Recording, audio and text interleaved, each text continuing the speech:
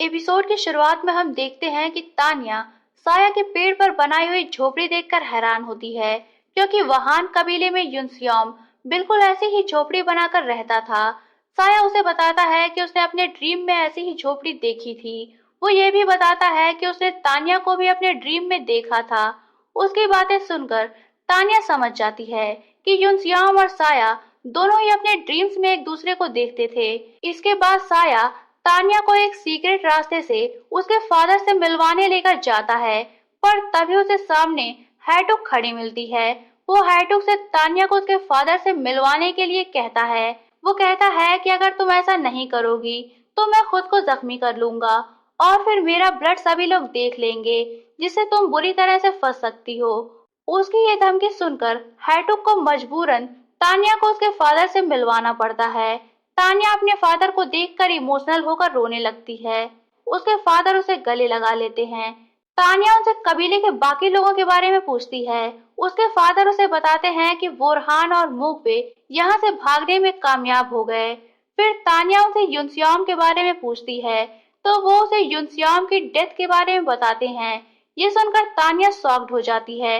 उसे यकीन नहीं होता कि युनसियोम इस तरह मर सकता है। फिर वो साया और हैटू के साथ वापस जाने लगती है, तो वो हंस रही होती है।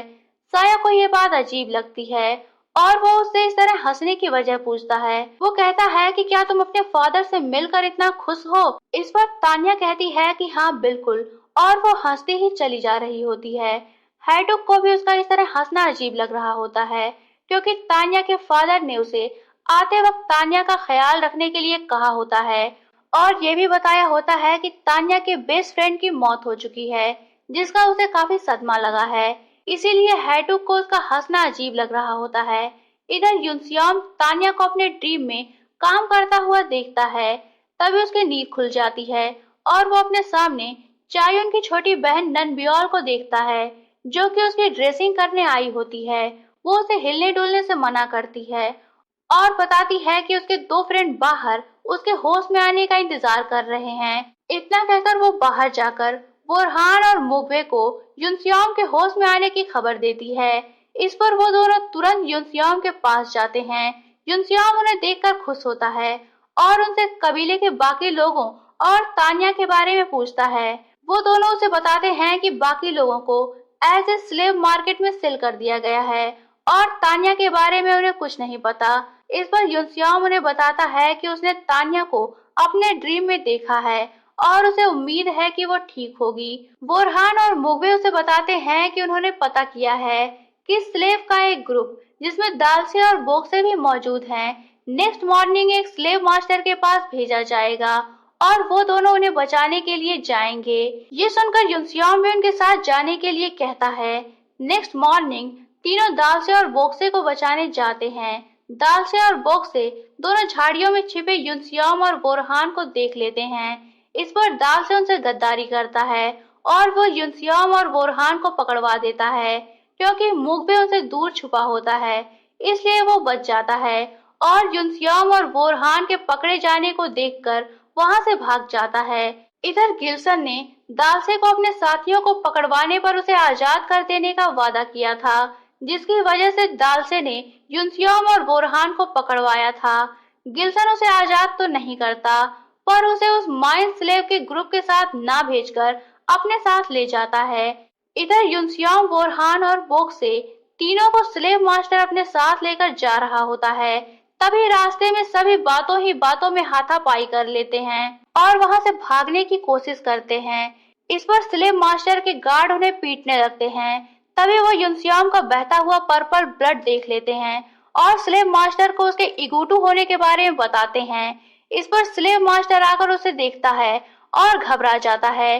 सभी गार्ड युनसियोम को वही मार देने के लिए कहते हैं, पर स्लेव मास्टर कहता है कि मैंने अभी अभी पैसे देकर इसे खरीदा है, मैं इसे मारूंगा नहीं, बल्कि मैं इसे माइन में जमीन के अंदर काम पर रखूंगा, पर इसे पीट पीट कर अधमरा कर दो ताकि ये हमसे लड़ने की हिम्मत ना करे।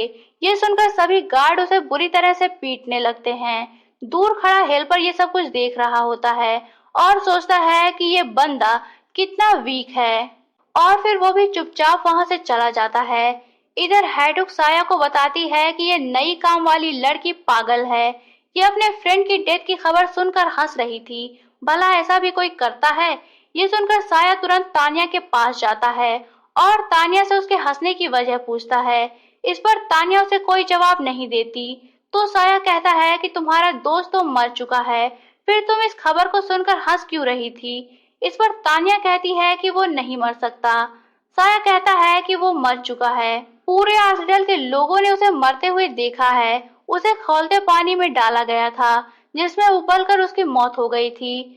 साया की ये बात सुनकर तानिया उस पर हमला कर देती है और उसे मारने लगती है। तभी वहां हैटुक आती है और उसे साया से छुड़ाकर दूर करती है और फिर उसे एक अंधेरे कमरे में बंद कर देती है। यही उसकी सजा थी। तानिया वहां युनसियोम के साथ बिताए अपने बचपन के दिनों को याद करती है और बुरी तरह से रोती है। साया का दिल नहीं मानता और वो उसके लिए खाना लेकर जाता है। तानिया कहती है कि मैंने कभी सपने में भी नहीं सोचा था कि मेरे और मेरे कबीले के लोगों के साथ ऐसा होगा। आखिर तुम लोग मासूम लोगों को इतनी बेरहमी से पकड़कर यहाँ क्यों लाते हो? इस पर साया कहता है कि यहाँ काम करने वाले मजदूरों की काफी ज्यादा जरूरत है, इसलिए हमें ऐसा करना पड़ता है। तानिया कहती है कि हमारे कबीले में तो लोग इतनी कम चीजों में ही खुश रहते थे, फिर तुम सबको इतनी ज्यादा चीजों की जरूरत क्यों पड़ती है? इस पर साया कहता है कि जो कुछ भी हो रहा है वो बस पावर का खेल है। सभी पावरफुल होना चाहते हैं। पावर वो चीज है जो सभी को अपनी मुट्ठी में कर सकती है। पावर वो चीज है जो तुम्हारे कबीले के लोगों और तुम्हारे फ्रेंड को बचा सकती थी, पर तुम्हें ये सारी बातें नहीं समझ आएंगी। इतना कहकर साया वहां से बाहर चला जाता है। इधर तान्या साया की बातों पर गौर करती है और वो मन ही मन पावर हासिल करने के बारे में सोचने लगती है। उसे याद आता है जब बचपन में उसके टीचर ने उसे शिकार करना सिखाया था और बताया था कि कितने बड़े पत्थर से किस जानवर और किस चिड़िया को मारना है। पर उन्होंने अचानक के हमले से बचने के लिए एक नुकीला पत्थर अपने पास रखने के लिए कहा था। इधर साया सोचता है कि कहीं ये लड़की डिप्रेशन में आकर सुसाइड ना कर ले और वो वापस तानिया के पास आता है।